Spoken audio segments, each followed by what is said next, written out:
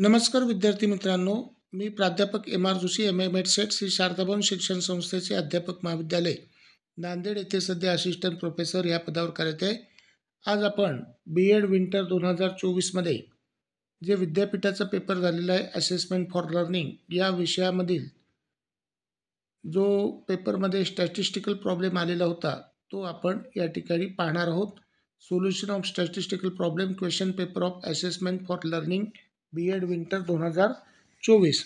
तर 7वा जो क्वेश्चन होता प्रश्नपत्रिकेमध्ये तो असा होता पहा. या ठिकाणी 7वा क्वेश्चन आहे.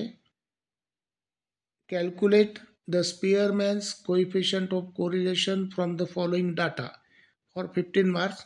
इथे scores in Marathi, scores in Sanskrit 82, 75, 81, 90, 70, 50, 60, 75, 70, 90. पुन्हा इकडे पहा, 85, 80, 80, 81, 72, 52, 49, 78, 71, 92. आता मराठीमध्ये असंच आहे पहा, की खालील माहितीहून स्पिअरमनचा सहसंबंध गुणांक पहा काढा. तर मराठीचे गुण आणि संस्कृतचे गुण 82, 75, 81, 90, 70, 50, 60, 75, 70, 90 आणि संस्कृतमधले गुण आहेत 85, 80, 80, पुन्हा 81, 72, 52, 49, 78, 71, 92.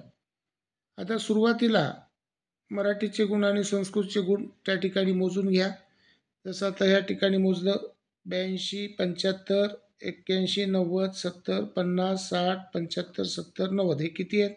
1, 2, 3, 4, 5, 6, 7, 8, 9, 10. तर एकूण 10 आहेत. इकडे सुद्धा संस्कृतमध्ये 10 आहेत. तर एन बरोबर त्या ठिकाणी 10 झाले. त्याच्यानंतर आपल्याला आता हे जे गुण आहेत,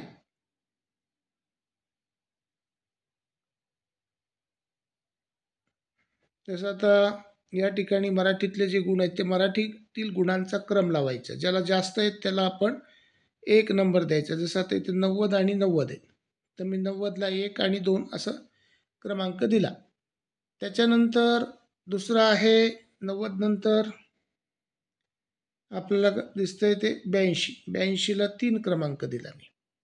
त्याच्यानंतर आपल्याला दिसतं 81. 81ला 4 क्रमांक दिला. 81 नंतर मी पाहिलं तर 75. 75 2 ठिकाणी दिसते 5 आणि 6 क्रमांक दिला. त्याच्यानंतर मी पाहिलं की हे 70, इथं एक 70 आहे आणि इथे एक 70 आहे. त्यांना मग 7 आणि 8 नंबर दिला. त्याच्यानंतर 60, त्याच्यापेक्षा कमी 9 आणि 50ला 10. अशा पद्धतीने मराठीतील गुणांचा क्रम जो आहे तो त्या ठिकाणी आपण लावून घेतला. नंतर हाच क्रम आपल्याला संस्कृतमध्ये लावून घ्यायचा आहे. संस्कृतमध्ये जर आपल्याला तो क्रम लावायचा असेल तर सुरुवातीला पहा संस्कृतचे गुण कसे आहेत. तर इथे सगळ्यात हायेस्ट जे गुण आहेत ते 92, त्याला 1 नंबर आपण या ठिकाणी इकडे दिलेला आहे 1 नंबर. आता आपल्याला विचार या संस्कृतमधल्या गुणांचा करायचा आहे, तर 1 नंबर दिला. त्याच्यानंतर 85 2 नंबर दिला. त्याच्यानंतर 85 नंतर आपल्याला कोणतं दिसतंय? 81 दिसते 3. हे 80 2 वेळेस आहेत, 4 आणि 5 दिला. त्याच्यानंतर 78 कमी आहे 6 दिला. 78 पेक्षा कमी 72 आहे 7 दिला. 71 आहेत 8 दिला. 52 आहेत 9 दिला आणि शेवटचा याला 10 दिला. असे एकूण 10 आकडे त्या ठिकाणी झाले. 10 आकडे झाल्यानंतर आता हे जे क्रम आपण लावले तर ह्या क्रममध्ये जे डबल अंक आलेले आहेत, जसं आता इथे 90 आणि 90 आला आहे आणि त्याला क्रम आपण काय दिला आहे 2 आणि 1 दिला आहे. तर याची सरासरी काढायची. 1 आणि 2ची सरासरी काढली तर आपल्याला बेरीज आली 3/2 म्हणजे 1.5 आणि 1.5 असं द्यायचं आहे R1. त्याच्यानंतर आपल्याला डबल याच्यामध्ये कोणता आकडा आलेला आहे आता दुसरा, आता बाकीचे तसेच ठेवायचे. जे डबल आलेले नाहीत, जसं आता हा 3ला 3 ठेवला, 4ला 4 ठेवला. आता हा 75 आणि 75 याचे क्रम जे आहेत 5 आणि 6. 5 आणि 6ची जर आपण सरासरी काढली तर ती येते 5.5, 5.5. त्या ठिकाणी हे 5.5 आपण देऊन घेतले. त्याच्यानंतर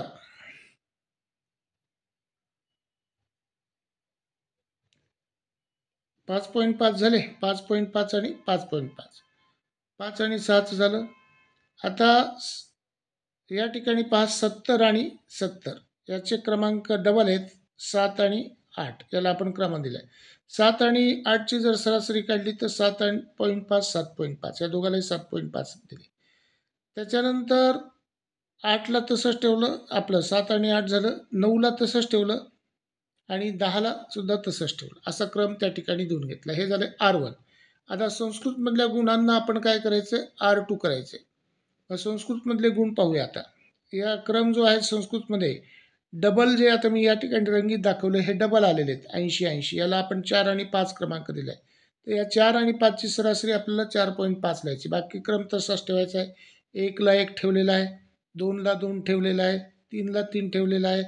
त्याच्यानंतर 4 आणि 5ची आपण सरासरी काढून 4.5 4.5. त्याच्यानंतर 6 कशाला दिलेला आहे पहा, या ठिकाणी 6 7, त्याच्यानंतर 8 9 आणि 10 अशा पद्धतीने आपण R2चा क्रम त्या ठिकाणी दिला. आता दुसऱ्या ह्याच्यामध्ये काय करायचं आहे R1 आणि R2 याची आपल्याला वजाबाकी करायची. D = R1 R2 R1 - R2. 3 मधून 2 काढले तर 1 राहतो. 5.5 मधून 4.5 काढले तर 1 राहतो. 4 मधून 4.5 काढले तर मायनस येईल, कारण 4 मधून 4.5 जात नाही. 4.5 मधून 4 काढले मायनस चिन्ह येतं, मायनस 0.5. 1.5 मधून 3 वजा केले तर दीड येतं, मायनस येतं साईन.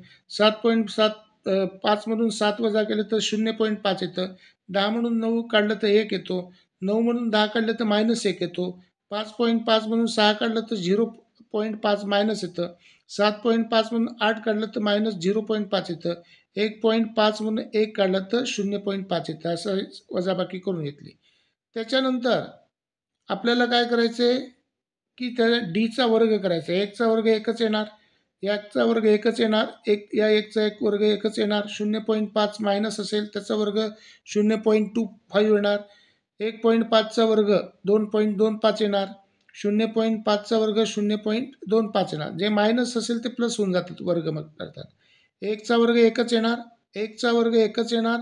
0.5चा वर्ग 0.25 येणार, मायनस 0.5चा वर्ग तेच येणार आणि 0.5चा वर्ग तोच येणार 0.25. या सगळ्याची बेरीज केली, टोटल जर आपण पाहिलं तर या सगळ्याची डी वर्गाची बेरीज केली तर समेशन डी वर्ग = किती आलं 7.50 आलं. मग आता सूत्र आहे, कोणतं सूत्र आहे, rho = 1 - 6 sigma D square n square in bracket n² - 1. मग आता रोची किंमत काढताना 1 तसंच ठेवायचं, 6ला 6 ठेवलेलं आहे. डी स्क्वेअरची बेरीज आली 7.5, n आपलं 10 आहे, 10चा वर्ग -1 हे सोडून घ्यायचं. या ठिकाणी रो = 1 6 × 7.5 10 10 100, 10चा वर्ग 100 -1. आता हे सोडून घेतला कंस तर आपल्याला खाली काय मिळतं, रो = 1 - 45 / 10 × 99. आपण 45 1 45 दोन्ही 90 दशांश दिला, 45 दोन्ही 90. तर उत्तर काय येतं या ठिकाणी, रो = 1 - 1 / 2 म्हणजे 1/22 उत्तर येतं. 22ने जर आपल्याला 1ला जर भागितलं तर या ठिकाणी आपल्याला 0.0454 1 मधून हे वजा केलं तर आपल्याला उत्तर किती मिळतं 0.9546. म्हणजे रो आला आपला, हे धन चिन्ह आलं, धनात्मक आहे. रो = धन चिन्ह किंवा पॉझिटिव्ह साईन 0.9546 हा आपला आला कोइफिशियंट ऑफ कोरिलेशन. याचा अर्थ टेबलवरून लावायचा. टेबलवरून जर अर्थ लावला तर तो आहे धनात्मक सहसंबंध आणि हा सहसंबंध उच्चतम स्वरूपाचा आहे आणि एकावरून दुसऱ्याचा बोध होणारा असा आहे. तर अशा प्रकारे आपल्याला हे जे उत्तर आहे हे आपल्याला काढता येतं. तर मित्रांनो, हा सोल्युशनचा व्हिडिओ आपण पहा, सबस्क्राईब करा, शेअर करा. धन्यवाद. थँक्यू. बेस्ट विशेष.